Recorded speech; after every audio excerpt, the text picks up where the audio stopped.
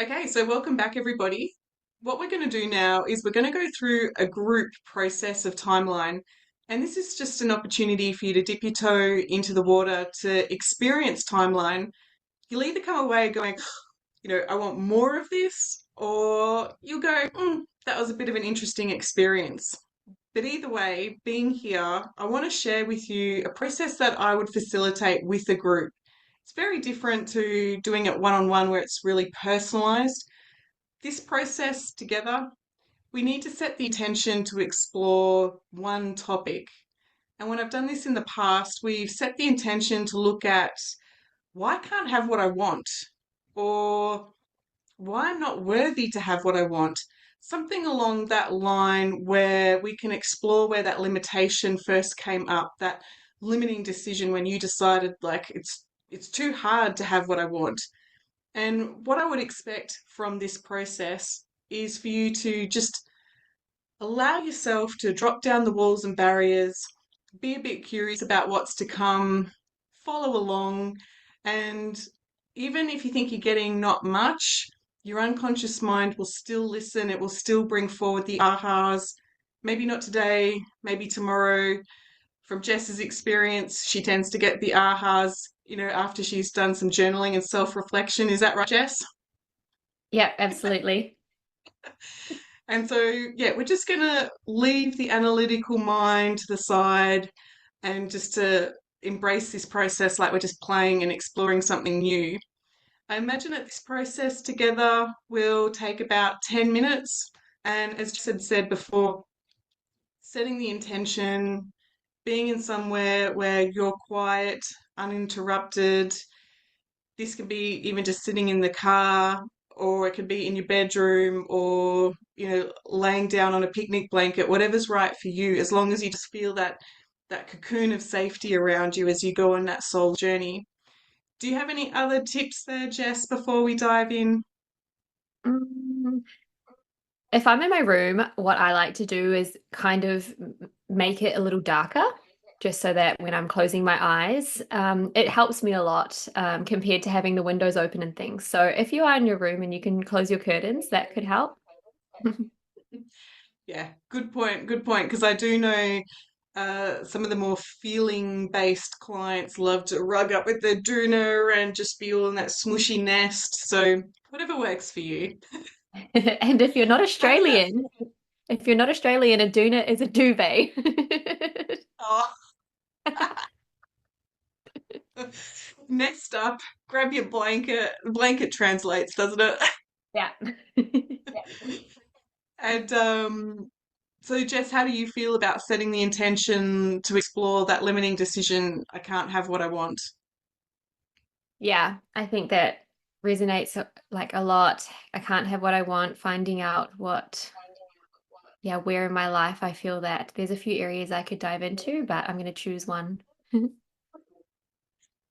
well, if we get a little bit playful with you, Jess, and just allowing the listeners, if this is their first time experience, it will be helpful to hear where you can explore the answers.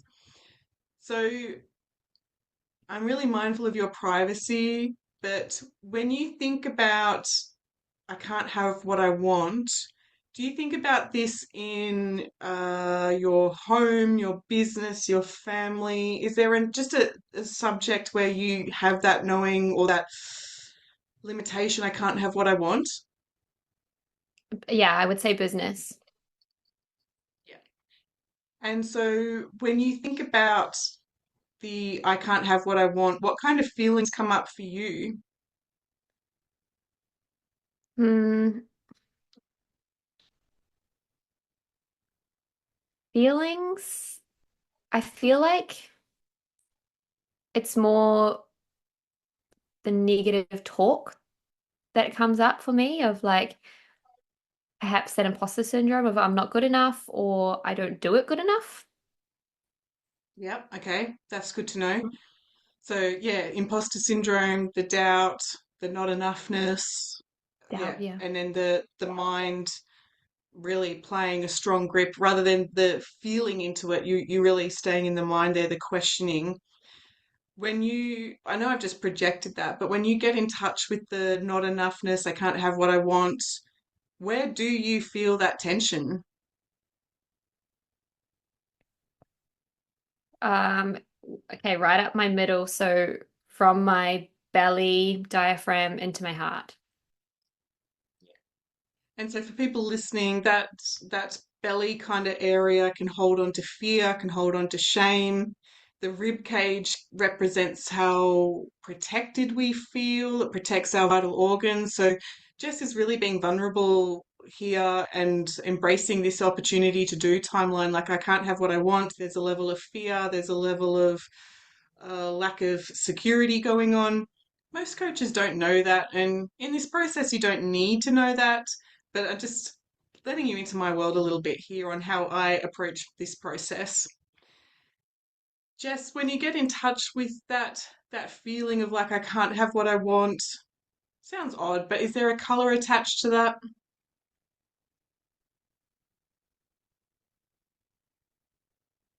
Yeah, green.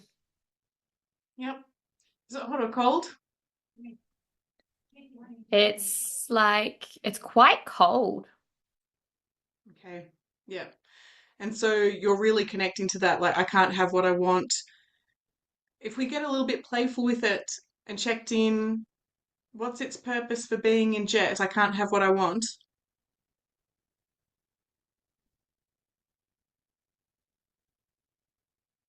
Hmm.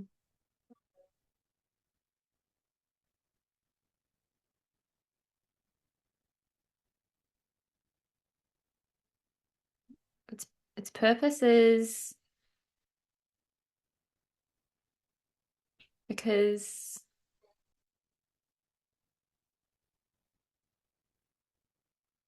it's like something around it's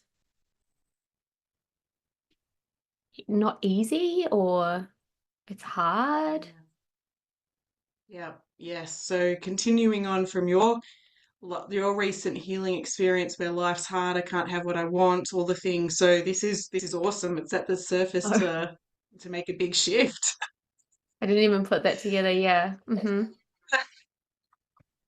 So for people listening in, if you were going in on a one-on-one coaching session, there'd be questions like that to really dive into the specifics of what's going on, helps you with the process.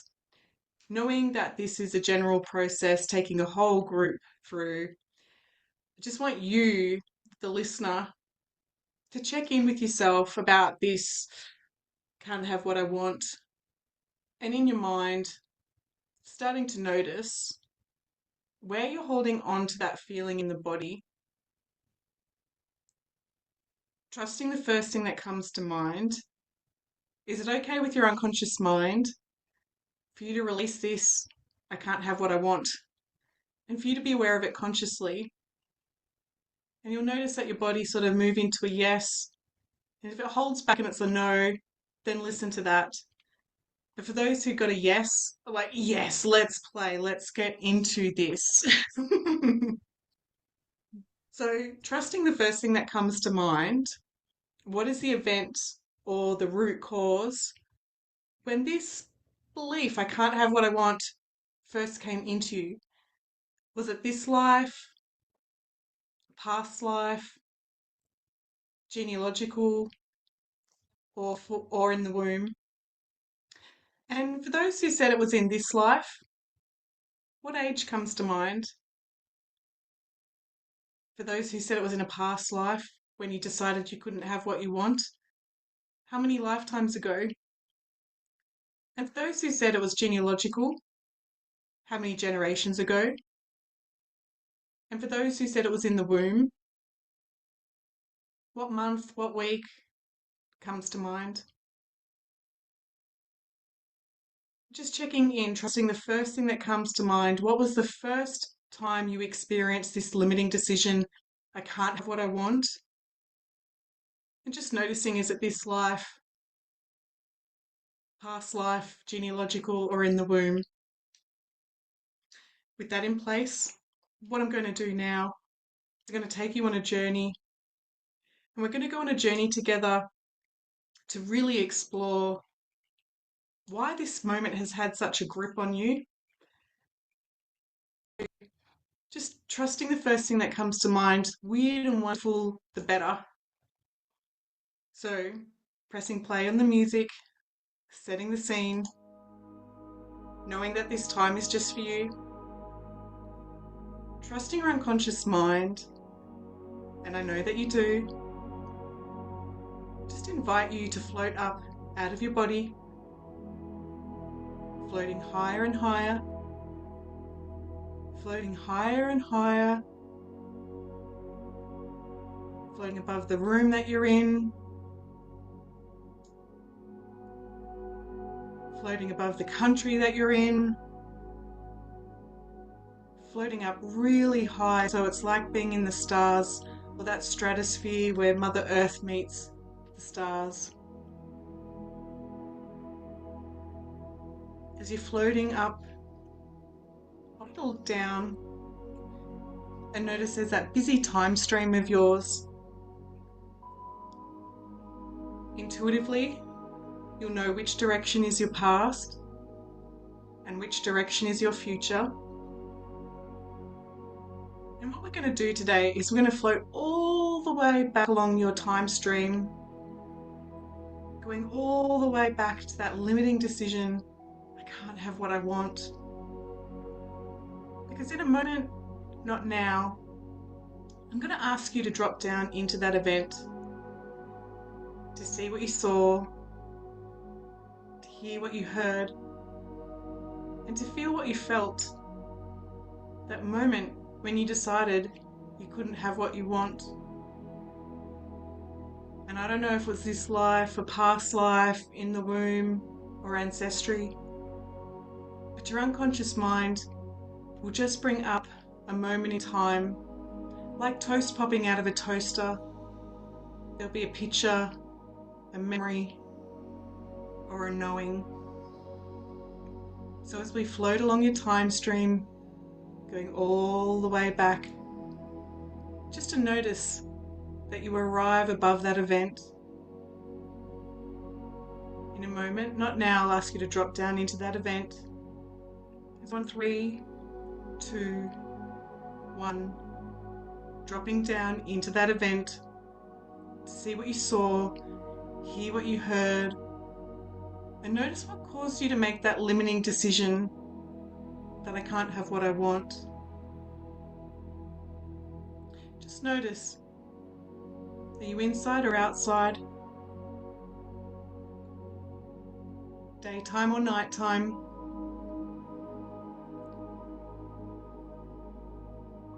Is there anyone there around you? Looking at that event, just taking notice of what caused you to decide that you couldn't have what you want.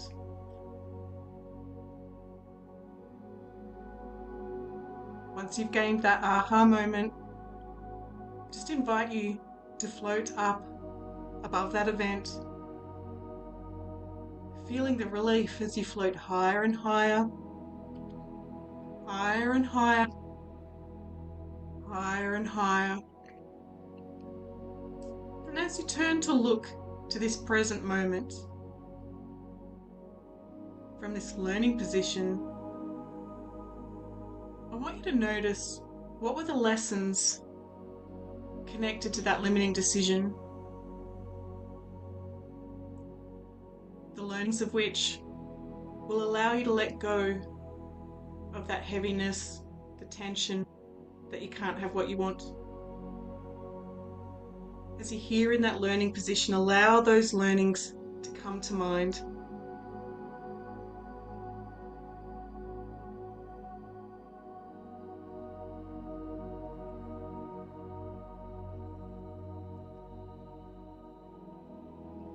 And noticing those learnings come up easily so that you can store them in a place where you store all of those special learnings.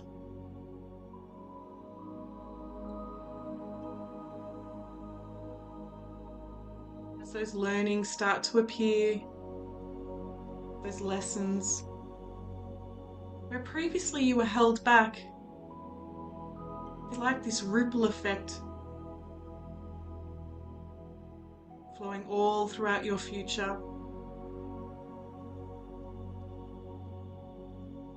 And just noticing how the old emotions connected to that just start to disappear.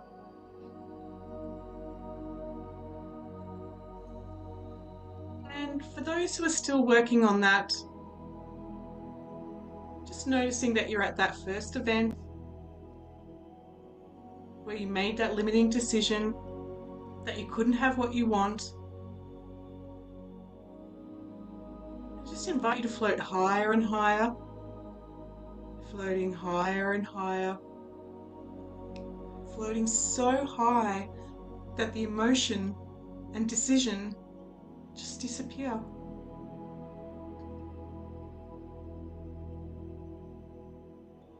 Feeling that energy, noticing how the old event and the time streams start to shift and adjust, how they reevaluate themselves, knowing that you're free of that limiting decision. So as you've got those learnings, just invite you to start to float gently back to now. But as you do, I want you to notice the events down there where you could have had the opposite result. But because of that old decision, you were held back. Getting those light bulb moments, those aha moments to shine on that path, looking at new opportunities, new choices, and getting a sense of new amazing possibilities. Feel the enthusiasm. Just start to notice how easy it is to lead a life with new decisions. The truth is, this is your life. And if your intuition is desiring it, it's absolutely time to reach your potential, that you can have what you want. Noticing how your time stream starts to shift and adjust, creating new opportunities, new possibilities. Breathing in that decision to have what you want. So as you start to travel back to this now moment, back to this time we call reality, I want you to bring with you these new aha moments, that confidence to trust yourself. And notice that when you start to trust yourself, the body frees up that energy, the body frees up that space, and it's just that highest potential flowing throughout your entire being.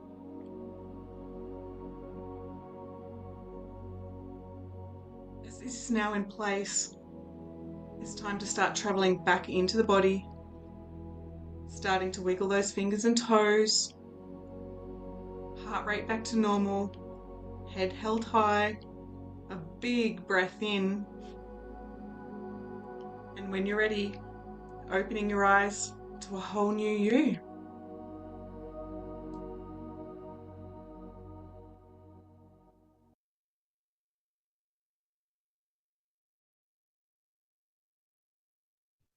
It's a bit of a journey there, Jess.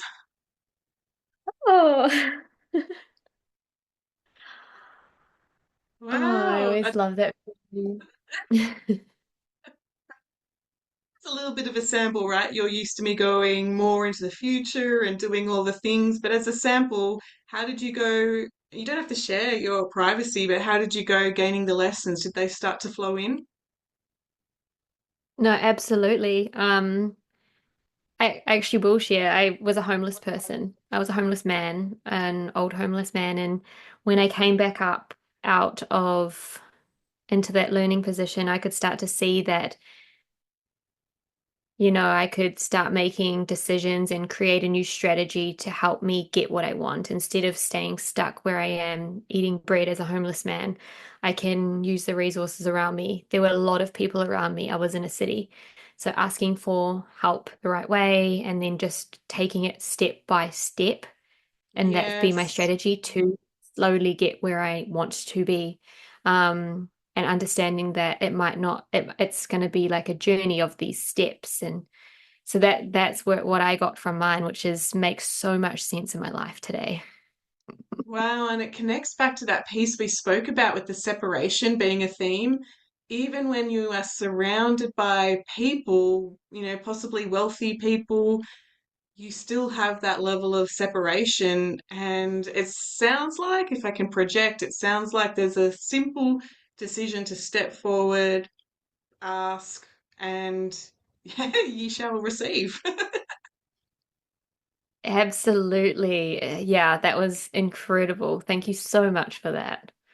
And how long did that take? Like maybe 10 minutes? Yeah, not long at all. Oh, wow. Thank you. Yeah, I'm so excited for what's been coming up for everyone as well, listening to this and what's going through their minds right now. It'd probably be a really good idea to get some journaling in, like you mentioned in the beginning. And there's something that I like to do is I like to go on a walk with no headphones and just think about what's coming up. And I actually have a conversation with myself as well, like out loud, and just start to go back through those learnings. And a lot comes up with me for that. So that could be an idea for those at home as well. Yeah, if you are somebody like Jess who likes to, assess what just happened, I would be looking for the patterns more than the specific wording of the lessons. So what I heard from Jess was that, yeah, one small step will is that first journey is the first move, right, to making a profound life. A lot of the Mm. times people come to coaching and they want this big wow thing in 5 years. And often a good humble focus is, how do you want your Tuesdays to be?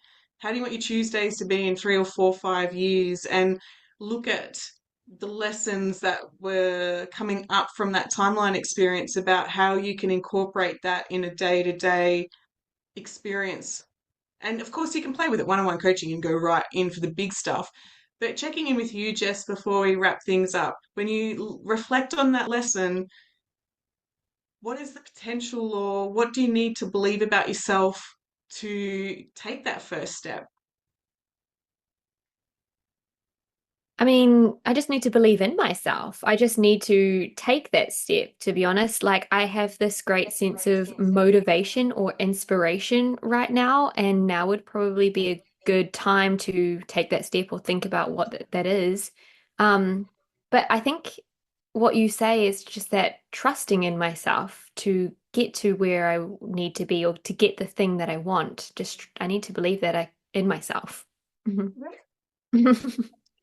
Yeah, so any moment there where it comes to the doubt and things dropping into the body, coming into the heart space, yeah, trusting myself. Like, I want this for good reasons, for good intentions. Let's make it happen. Yeah, absolutely. Thank you so much, Claire. So exciting. Thank you so much too, Jess. We'll look forward to hearing what unravels from that process, that one small step turning into many genius big moves. Absolutely. And we, like you say, we would love to hear. So please connect with both Claire and I on Instagram or, and let us know what the lessons were that came up for you or the breakthroughs, even putting it in the comments below. We love to connect with you and hear exactly what's been going on for you and your journey as well. So yeah, jump into our DMs and connect. Yay. Oh, I'm so excited. Well, until our next dynamic conversation, Jess, I'll love you and leave you and talk to you later. Thank you so much. Bye.